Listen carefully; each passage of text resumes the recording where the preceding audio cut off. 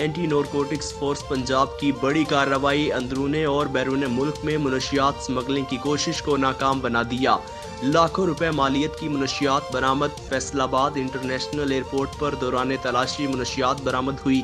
ملزم اظہر سلیم منشیات کو بڑی مہارت کے ساتھ ٹرالی بیگ میں چھپا کر فیصل آباد سے دبئی لے جا رہا تھا۔ ملزم اظہر سلیم جو کہ آزاد کشمیر کا رہائشی ہے، اس کو حراست میں لے لیا گیا۔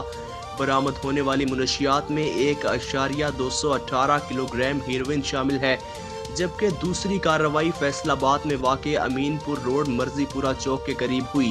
کارروائی کرتے ہوئے ملزمان بنام محمد اکرم اور عامر شہزاد جو کہ فیصل آباد کے رہائشی ہیں 4.8 کلو گرام چرس کے ساتھ رنگے ہاتھوں گرفتار کر لیا۔